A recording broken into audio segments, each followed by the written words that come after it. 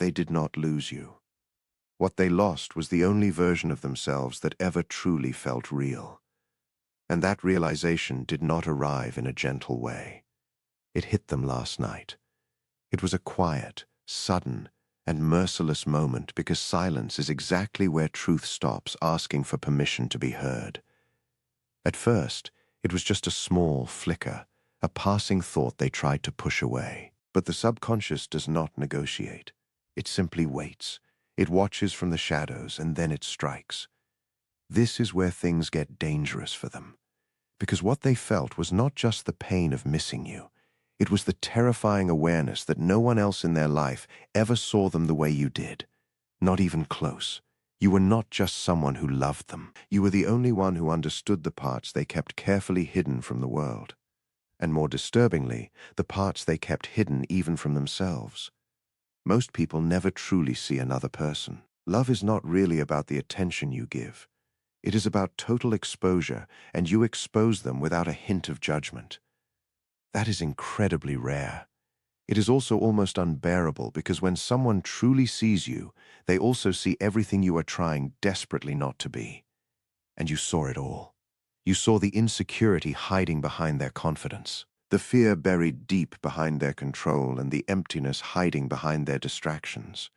Yet you did not run away.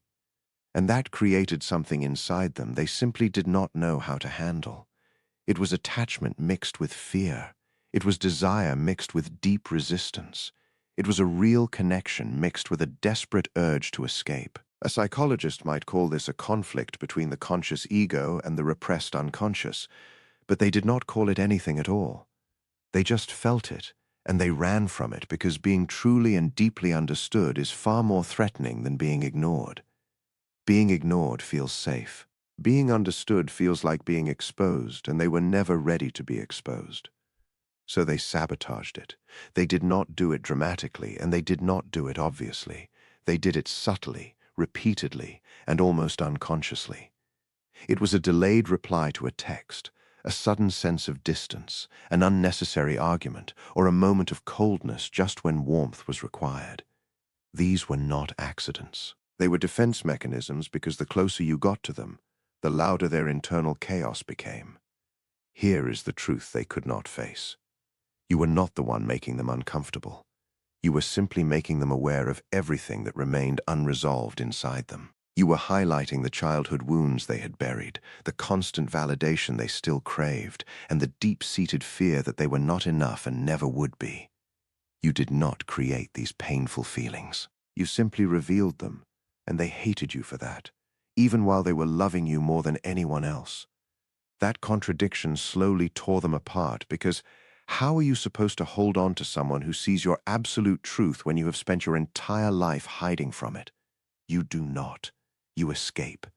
And that is exactly what they did. But this is where it becomes brutal. Escaping does not actually erase the truth. It only delays it. And last night, that delay finally expired. There was no drama, no tears, and no big breakdown. It was just a quiet moment where everything finally made sense. They looked around at the people they were with, the shallow conversations they were having, and the distractions they had piled up, and they felt absolutely nothing. None of it had any depth, and none of it had you. Suddenly, something terrifying clicked into place. It was not that they just missed your physical presence. It was that nothing else could ever replace your perception. No one else saw through them. No one else challenged their carefully crafted illusions. No one else made them feel both perfectly safe and completely exposed at the same time. That is when the realization hit them. They did not just lose a person. They lost the only mirror that reflected who they truly were. And without that mirror, they started to disappear into versions of themselves that felt hollow and empty. This is where it gets even darker, because now every interaction feels incomplete. Every connection feels like it is only skimming the surface. Every laugh they share feels slightly forced because once you have experienced that kind of depth, you cannot ever fully return to the shallow. But they tried. They tried so hard to convince themselves that you were replaceable. They told themselves that what you had was not actually that special and that someone else would come along eventually to make them feel the same way. But the subconscious does not lie. It compares constantly and relentlessly, and every single comparison they made led back to the same unbearable conclusion. No one understands them like you did. No one ever will. That thought is suffocating. It forces them to finally confront something they have been avoiding since the very moment you walked away. They did not lose you by some kind of accident. They lost you by choice. It was a series of small, unconscious decisions driven by their own fear, insecurity, and emotional immaturity. Now there is no way to undo it. There is no rewinding the clock. There is no second chance waiting quietly for them in the background. There is only awareness. It is raw, uncomfortable, and undeniable awareness. Awareness is a dangerous thing because once you see the truth, you simply cannot unsee it. Last night, they saw everything. But here is the part they still do not fully understand yet. This realization is not just about regret. It is about something much deeper and far more unsettling. What they are really facing is not just the loss of you.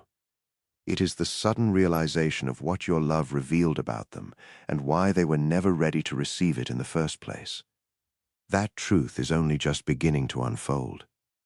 The human mind does not break when something ends. It breaks when something true finally refuses to stay buried. And last night, something deep inside them stopped obeying. It stopped numbing itself. It stopped pretending. It stopped protecting them from their own reality. This is where it gets dangerous because the moment that wall of denial collapses, the subconscious floods the surface. It does not happen gently or logically. It happens all at once. There are fragments, memories, and moments they had long dismissed, all returning now with an unbearable level of clarity. They remember the way you looked at them when they could not even bear to look at themselves. They remember the silence you held for them without ever trying to fix them. They remember the patience they secretly depended on while acting like they did not need it at all. They used to think that kind of care was just normal, that someone would always be there to offer that to them. But here is the truth. That was not normal.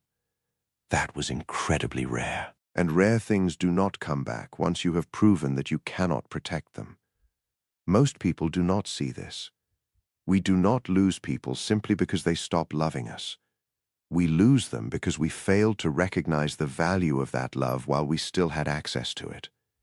Recognition requires a high level of awareness, and awareness requires confronting the very things we are most terrified to see. So they avoided it. They labeled you as being too much, too emotional, too intense, or too demanding. But what they were actually saying was that you were forcing them to feel things they had spent their entire lives avoiding. They could not tolerate that because feeling deeply means you have to surrender control. And for them, control was their entire identity, their shield and their only illusion of stability. But you kept breaking through it, not by using force, but simply by your presence. Presence is something the subconscious cannot manipulate. You did not chase them. You did not beg for their attention. You did not perform for them. You simply remained who you were. That made them restless because they could not predict you. They could not dominate the dynamic between you. They could not reduce you into something comfortable and manageable. That is where the internal conflict intensified. A part of them felt safe with you, but another part felt exposed. A part of them wanted to stay, but another part felt they needed to run. This was not just confusion. It was a complete fragmentation, a split between the self they showed to the world and the self you quietly uncovered. A psychologist would describe this as repression, the act of pushing against awareness. And when repression finally fails, anxiety takes over. They blamed that anxiety on you, but it was never you. It was the collapse of the version of themselves they had carefully constructed. You were just the trigger which made you both irresistible and completely unbearable to them. So they created distance because they believed distance would dull that awareness. They believed distance would allow the ego to rebuild its defenses and create the illusion that everything was back under control. But here is the truth they are choking on now. Distance does not heal anything. It only numbs. And numbness has an expiration date. Last night theirs expired. Suddenly, everything they had pushed away came rushing back, unfiltered, unprotected, and undeniable. They did not just remember you. They felt you again. They felt the depth, the connection, and the terrifying intimacy of being seen and accepted at the same time. With that realization came something even heavier, which is guilt. This is not the shallow kind of guilt that fades away over time. This is the kind that sits heavy in the chest and refuses to move. Now they understand something they simply could not grasp before. You were not asking for too much. You were offering something they did not believe they deserved. They lived with the crushing belief that they were not enough, that they would eventually disappoint you, and that if they let you get too close, you would finally see the truth and leave them. So they left first. It was a preemptive escape, a subconscious strategy they used to maintain some shred of control over the pain they felt was inevitable. But here is the cruel paradox of it all. In trying so hard to avoid being abandoned, they became the one who abandoned. Now they are forced to sit with that contradiction. They were not the ones who were rejected. They were the ones who rejected. They were not misunderstood, and they were not unloved. They were the ones who pushed away the only love that ever reached beyond their surface. This is where it becomes truly unbearable for them. Every new interaction they have now just exposes the difference, the massive lack of depth, and the painful absence of you. They feel nothing behind the other connections they try to form. They see the effort, but they sense no real understanding within it. Because once someone has experienced that level of real emotional recognition, everything else feels like a cheap imitation, and no amount of distraction can ever override that feeling. They tried. They really tried to fill the silence with noise, with other people, with empty conversations, and with temporary connections. But none of it ever reached the place you touched without even trying. That is exactly what is haunting them right now. You did not have to try to understand them. You just did. That truth is now living inside them, and there is nowhere left to hide. That level of connection cannot be recreated through simple effort. It requires something far more uncomfortable, which is total vulnerability. They still do not know how to access that state without being consumed by fear. So now they are trapped in a repetitive loop, constantly craving exactly what they lost, yet remaining fundamentally incapable of receiving it. This creates a tension inside them that never truly resolves. It just builds quietly and relentlessly because every single moment they spend without that depth only reinforces the bitter truth they refuse to accept. They had it, they destroyed it, and now they find that they cannot replace it. But here is the part that is even more unsettling. This is not just about them missing you anymore. It is about them finally realizing what your presence once awakened inside them and what your absence is now forcing them to confront. Something inside them has shifted, something permanent and irreversible. It is a change they cannot distract themselves away from any longer, and it is beginning to completely reshape how they see everything in their life. They are not ready for what comes next, though, because the deeper this awareness goes, the harder it becomes to escape it. There is a breaking point where distraction stops working. It does not happen gradually, but all at once. It is as if a switch flips, and everything that once helped them numb their feelings suddenly feels hollow and meaningless.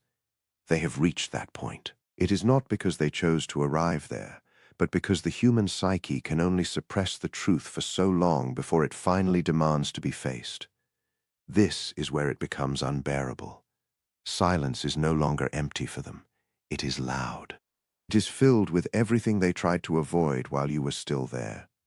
Every ignored emotion, every suppressed realization, and every moment they felt something real, but immediately shut it down, is now returning. It is not returning as faint memories, but as cold, hard evidence. It is evidence of who they were when they were with you compared to who they have become without you. The difference is deeply disturbing to them. When they were with you, something in them softened. It was not a sign of weakness, but a sign that they were open. They were not being controlled, but they were being honest. It was a version of themselves they barely recognized. Yet, it was the version they secretly needed all along. Now, that version is gone. Or worse, it only ever existed because of you. This is where it gets dangerous. If that part of them required your presence to exist, then who are they now? That question does not sit lightly. It fractures their identity because it forces them to confront something they have been avoiding at the deepest level. They do not actually know themselves. Not fully and not honestly. They only know the version that performs, the version that adapts, and the version that protects. But the version that truly feels that only came alive when they were with you is now out of reach. They are chasing it frantically without ever understanding why they cannot find it anywhere else. Most people do not see this clearly. We do not just fall in love with other people. We fall in love with who we become in their presence. You gave them access to a self they could never access on their own. That is why losing you does not feel like simply losing a person. It feels like losing a core part of themselves. That kind of loss is far more disorienting because people can be replaced in theory. But identities are much harder to reconstruct. So now they are stuck trying to recreate a feeling they do not even understand. They talk to new people. They try to force new connections, and they simulate closeness. But something always feels off. It feels forced and artificial. It is missing the one thing they cannot manufacture, which is authentic emotional exposure. They are starting to realize that you did not just love them. You allowed them to be seen without any performance. Now, every new interaction they have demands that they perform all over again. They are exhausted because they know performance is just a way to survive. While the authenticity they had with you felt like true freedom, they gave that up voluntarily without ever realizing what they were losing. Now comes the part that breaks them slowly. Regret does not hit them as one overwhelming wave. It seeps in quietly and consistently in moments they cannot predict. It could be a random thought, a familiar song, or a passing memory that does not ask for permission to enter their mind. Suddenly, they feel it all again. The safety, the connection, and the terrifying depth that once made them feel uncomfortable now feels like the only place they were ever truly real. That realization does not provide them any comfort. Instead, it destabilizes them. Now, they understand something they were completely blind to before. They were never actually overwhelmed by you. They were overwhelmed by themselves. They were overwhelmed by what your presence uncovered and by the parts of them they were not ready to face. Instead of growing into that awareness, they chose to escape it. This is where the internal pressure reaches a breaking point. They cannot go back to who they were before you. That version of themselves feels shallow, disconnected, and incomplete. But they also do not know how to move forward. Moving forward requires them to confront everything they have spent their life avoiding. It requires them to face the fear of inadequacy, the desperate need for validation, and the inability to sit with vulnerability without turning it into discomfort. That kind of confrontation is terrifying. It strips away every single defense mechanism they have relied on, leaving them with something raw, unfiltered, and unprotected. It leaves them with the truth. The truth is that they did not lose you because you were wrong for them. They lost you because you were too right. You were too aligned with the version of themselves they were most afraid to become. You were too honest for the lies they were still telling themselves. And you were too deep for the surface-level identity they were clinging to. Now they are forced to sit with that contradiction. They wanted something real, but they rejected it the moment it demanded authenticity in return. That is the part that will not let them rest. Every attempt at a new connection only reminds them of what they failed to hold on to. Every reminder pushes them closer to something they have been resisting for years, which is responsibility. This is not about blame or shame. It is about the simple understanding that what they lost was not taken from them. It slipped through their hands because they simply did not know how to hold it. That realization does not destroy them in an instant. It reshapes them slowly and painfully because it forces them to grow. Growth is never gentle. It dismantles everything before it starts to rebuild. Right now, they are still in that dismantling phase where everything feels uncertain, unstable, and unfamiliar. This is where it becomes almost too much to carry. They can feel something changing inside them, something irreversible. It is a shift in their perception and a deeper awareness of their own patterns, fears, and self-sabotage. But awareness without resolution creates tension, and that tension is now reaching its limit, because the more they see, the less they can ignore. And the less they ignore, the closer they get to a truth they are not sure they are ready to face. It is a truth that does not just explain what happened, but exposes who they really are beneath everything they have been pretending to be. Once that truth fully surfaces, there is no going back. The final collapse does not sound dramatic. It does not announce itself with a loud noise. It arrives quietly, like something inside them finally gives up the effort of pretending. In that moment, everything rearranges. Not the world and not the past, but the story they have been telling themselves about who they actually are. This is where it becomes irreversible, because the human mind can survive pain and it can survive loss, but it cannot survive clarity without transformation. Clarity is exactly what they are facing now. There is no more distortion, no more justification, and no more rewriting the past just to make themselves feel safer. There is only truth stripped of all its comfort. They see it clearly now, not partially or defensively, but completely. You were never the problem. You were the interruption. You were the interruption to their negative patterns, the disruption to their emotional avoidance, and the living contradiction to everything they believed about human connection. Instead of integrating that disruption, they rejected it because it demanded something they were not willing to give: honesty. Not just honesty with you, but honesty with themselves. Most people do not see this. We do not run from love because we think it is weak. We run from it because it is accurate.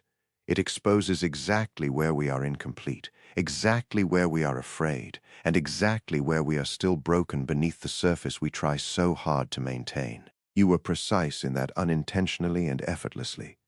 You did not try to fix them. You simply revealed them. Once someone has been revealed like that, there are only two paths they can take. They can choose growth or they can choose escape. They chose escape. But here is the truth that is currently dismantling them. Escape does not preserve who you are. It only freezes you in the exact state you were trying to avoid. While you moved forward, they stayed the same. Or worse, they became more of what they feared. They became more guarded, more disconnected, and more reliant on shallow interactions that require nothing real from them, because they know that depth now comes with a cost they understand too well. That cost is facing themselves fully without any distraction and without the ability to hide behind charm, logic, or distance. They cannot avoid it anymore because your absence has removed the last illusion, which was the belief that they could experience something real without having to change. That illusion is gone. In its place is something far more unsettling: accountability. It is not the kind of accountability you perform for others, but the kind you feel deep down. The kind that sits in your chest and rewrites how you see every past decision.